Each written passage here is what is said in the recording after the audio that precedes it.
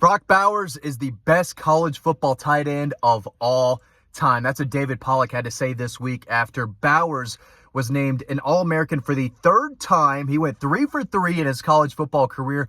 Being an All-American, he's only the third Bulldog to be a 3-time All-American. Of course, another one is David Pollack. So the guy knows what he's talking about, and I think he's right. Brock Bowers is the best tight end in college football history, and I've got the numbers to back it up. Let's talk about it real quick. Now, before I break down the numbers and almost drop my laptop, I'm going to be talking about other great college football tight ends as well. You know, if Brock Bowers isn't the best, who is? We're going to talk about that. I think he is. But let's look at the numbers, right?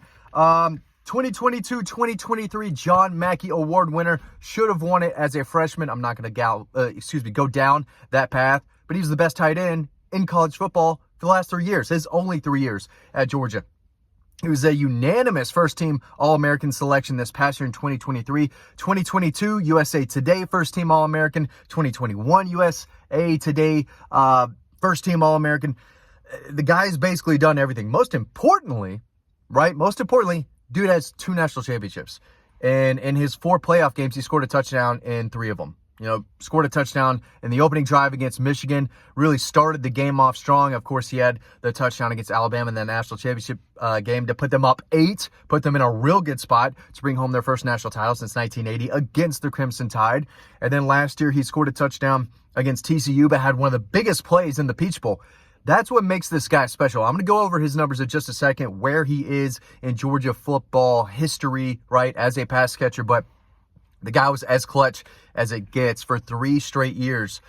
If you went to Brock Bowers, 99% of the time, something good is going to happen. He can come down with an acrobatic catch. He's great after the run. He runs like a deer. He breaks tackles. The guy gives max effort more than anyone I've ever heard in my time covering this program. I mean, I've heard stories about him in practice at Georgia where, your heart rate and your monitor with, they've got plugged on you, trying to figure out what's going on your insides, right? Practicing. His never drops, right? Even between reps, guys will go, dive a little bit. Brock Bowers, zoom. He stays at his peak at all times. It's absolutely crazy. I've never seen anything like it, and it translates to Saturdays. And he was just a big play machine. So, in his career, and he's still got a game left. So, if he plays one more game, he could still climb these ranks a little bit. I'm going to tell you why in just a second. But 175 catches, 3rd in school history for 2,528 yards, 5th in school history. If he goes for over 100 yards against Florida State in the Orange Bowl, he will be 3rd. He will pass someone. It might be Tavares King and A.J. Green to get to that 3rd spot. 26 touchdowns. That's 2nd in school history. Again, he's a tight end. He's not a receiver, although he catches the ball as well as any receiver who's ever come through the program. Also, 193 yards, 5 touchdowns on the ground.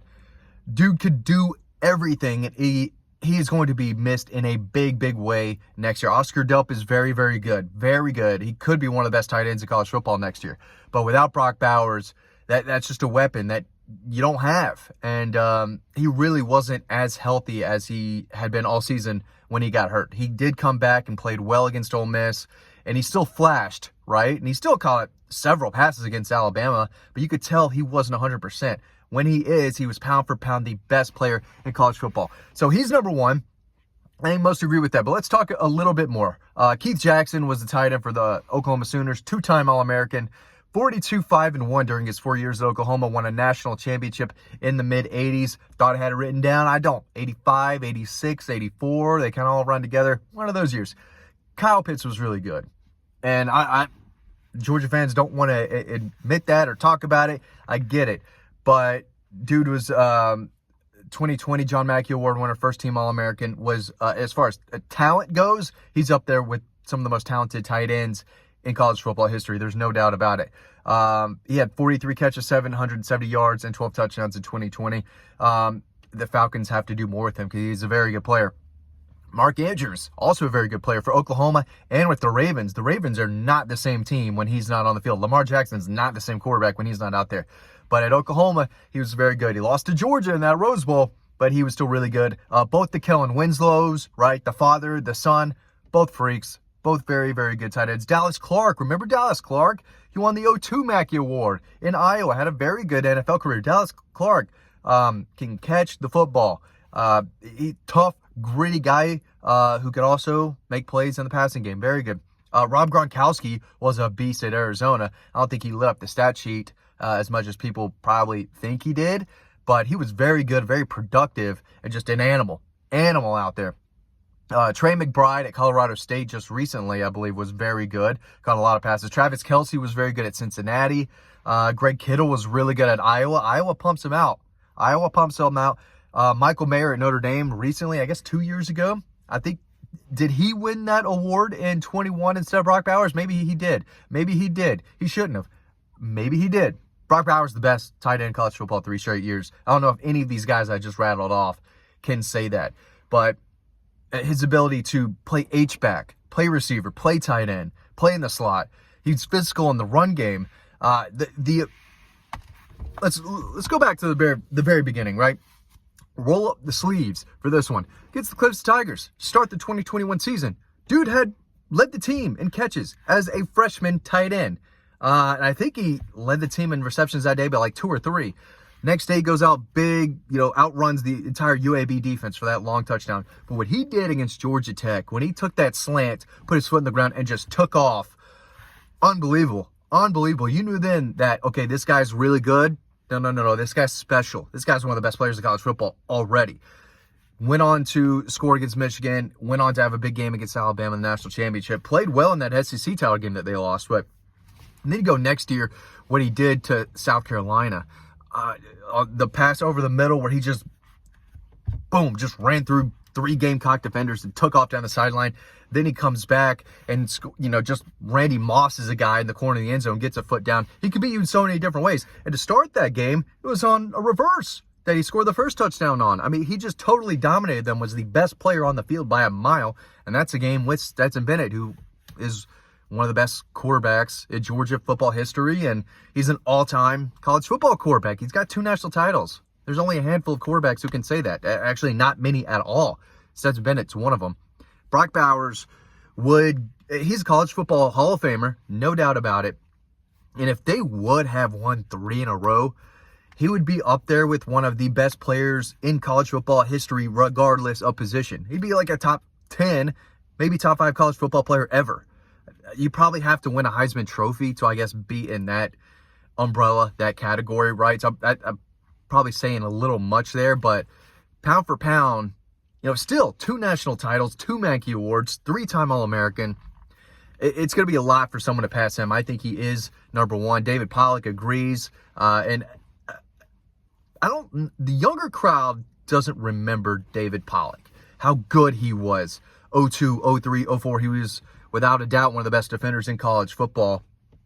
2004 SEC Player of the Year as a defender, made the plays. And I think at a point, maybe 20 years down the road, people are going to remember Brock Bowers and look up the numbers and kind of remember what he did. But I'm not sure people are going to remember how special and how different he was. If obviously you're watching this video, you've been able to watch Brock Bowers for the past 3 years.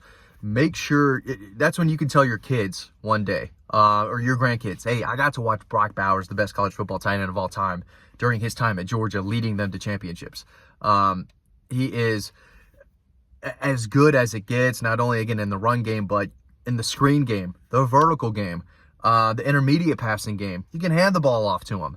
He didn't throw a pass that I can recall in college, but I'm sure he could do that. Dude has like 3 tackles, too. He might have 4 tackles. He's got, I think, either 3 or 4 tackles. That's on the resume. I guess they all would have to be after interceptions, right? I don't think he played special teams. But, yeah, he's got like 4 tackles. So it's on there. It's at the bottom of the resume, but it's on the resume. He made 4 tackles in college football. Broke a lot of them. Broke hundreds. But the guy was a touchdown machine, as productive as any tight end to come through college football in some time. Without a doubt, probably a top 5, easy top 10, but top 5 Georgia Bulldog player of all time. I think he has to be in that group with probably Herschel and David Pollack and Stetson Bennett. That might be the 4. Frank Sinkwich would have to come in there. Some of the older guys. But yeah, then you start getting to Brock Bowers and Stetson Bennett as far as the greatest Bulldogs of all time goes. But He is the man. I think David Pollack is right. Brock Bowers, tremendous. If you don't see him in the Orange Bowl, take a minute, reflect on how good he was and how special he was and how much tougher it's going to be for Georgia offensively next year without him. I'm saying this like he's already admitted that he's leaving, which would be dumb if he turns around tomorrow and says, you know what, I'm going to come back for a fourth year. He shouldn't. He doesn't need to. He's done everything and more for the Georgia Bulldog program. He needs to go on and make as many millions as he can because he's as talented as any tight end or any singular player that I've covered since my time over at Dawg Post. Thanks for watching this video. You can sign up to our link that's down below to our free newsletter. You can go on the site and read a whole bunch of free stories. It's free. There's not a whole lot that's free out there, but it's free to sign up to our newsletter, and it's free to read a lot of Dawg Post stories. Not all of them, but a lot of them. Thank you for watching this video. Hope you enjoyed it, and I'll see you over on the website.